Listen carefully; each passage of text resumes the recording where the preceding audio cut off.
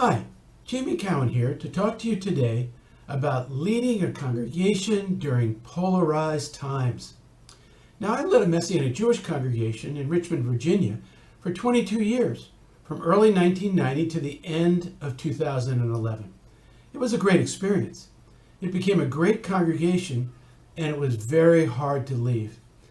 I remember before we moved to Richmond to lead my very first congregation, I read a very helpful newspaper article about pastoring a congregation.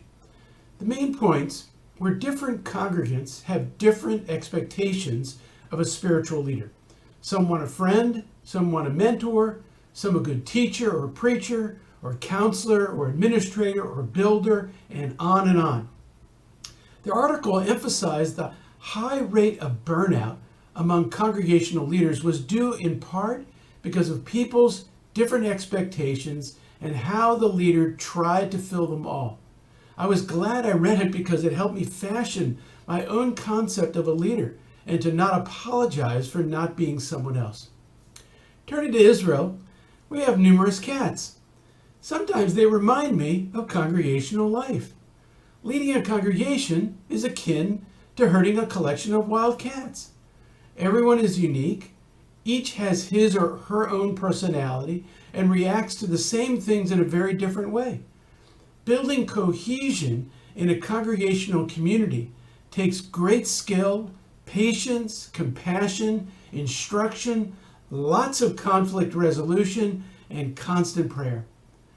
When I started as the congregational leader, I came from Capitol Hill in the world of politics, through seminary, and into the pulpit, so to speak. I had led small groups before, but that was it. When I became the leader in 1990, politics had started invading the religious sphere. The moral majority had formed years before, and many evangelical churches were actively involved in the Republican Party. Pat Robertson, the head of the Christian Broadcasting Network, had already run for president. Numerous Christian political organizations had formed. I still remember when Bill Clinton won the presidency in 1992, only my third year as a leader, one of our lay leaders indicated such horror at the election result that their family considered moving to Chile. Early on, a family joined our congregation in which the wife worked for one of the Christian political organizations. The organization compiled voting guides and wanted them placed in congregations. I reviewed them and honestly was appalled. They misrepresented members of Congress voting records and misconstrued their meaning. I prohibited them from being placed in the congregation. Now, being a Messianic Jewish congregation, we were admittedly unique. For years, the mainstream Jewish community opposed us as interlopers and frauds. But we plugged on, serving the large infusion of Russian Jews in the 1990s and being involved as much as possible in Jewish communal affairs. While we were never fully embraced by the Jewish leadership of the city, there was grudging respect and gratitude for our service. Our congregation drew from different sectors. Many intermarrieds found our congregation a good compromise. Jewish families joined who were looking for something different. Christians who appreciated the Jewish roots of the faith, they also participated. By and large, the congregation largely was politically conservative, but honestly, politics was just not discussed. Now that began to change in 2008 with the nomination of Barack Obama as the Democratic candidate for president. The advent of social media gave voice to extremism, and suddenly followers of Yeshua were spreading bizarre rumors about Obama, his birthplace, and religious faith. It was starting to invade our congregation. So I finally spoke on the subject of religion and politics. I talked about their mutual histories and explained that the politicization of faith would undermine the message of Yeshua the Messiah as it had in the past. Now that quieted things for a while, but I knew many folks were listening to and watching right-wing news reporting and commentary that riled people up. It was not helpful to the congregation or to the people's spiritual lives. It was during the latter part of Obama's first term that we moved to Israel. With the advent of Donald Trump and his brashness, the country has become more polarized, and congregations have become more politicized on both sides. Instead of talking about the things that God is doing in our midst, both sides are fighting culture wars. Many people with minority points of view in a congregation no longer feel comfortable attending. The millennial and Generation Z generations are completely turned off. This is a real tragedy. So what can be done? I've given a lot of thought over the last few years over how I would handle the current polarization if I were still leading a congregation. And here are some thoughts. Number one, I would speak to the congregation about the proper roles of religion and politics. According to the Bible, we are to be a prophetic voice to speak to authority about social issues as the prophets of old, but we are to avoid partisan politics. That means leaders should never advocate for particular candidates or political parties. Number two, prohibit the placement of political literature in the congregation, including so-called voting guides, which are almost always partisan. A congregation should be a safe place for any to enter. Number three, share about the prohibition of lashon hara, which means negative speech, or as the Bible says, gossip.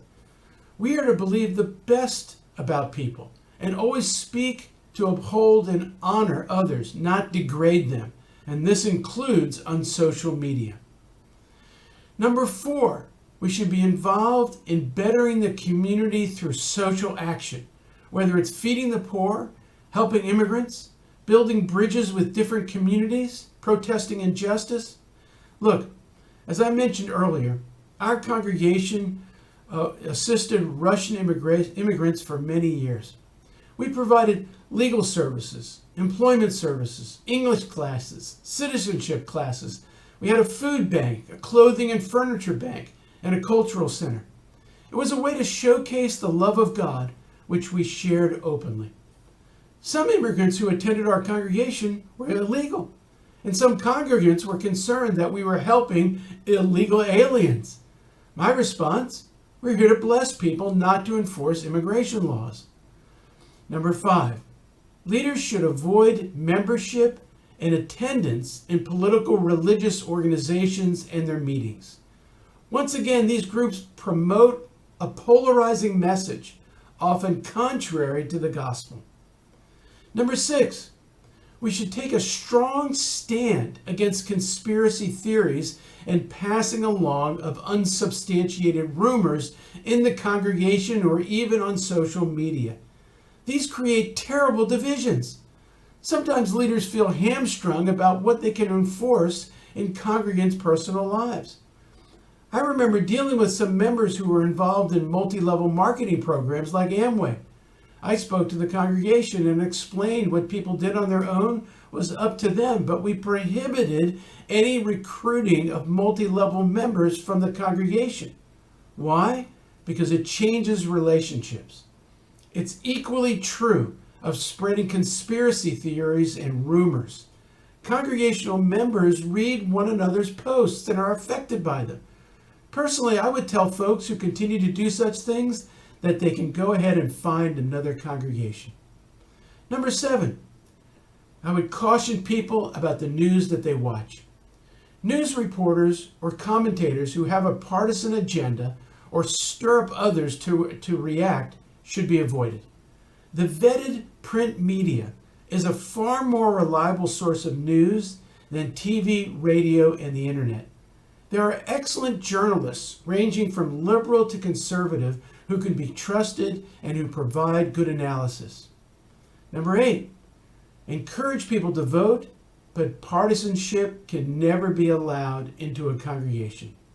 And finally, number nine, focus on prayer for leaders and the election as the Bible commands, and not criticism. A congregation needs to be a safe place for members and for the larger community, no matter what their political affiliation. What's the more important message? Yeshua is the Messiah or culture wars? I hope you agree it's the former. Thank you, and see you next time.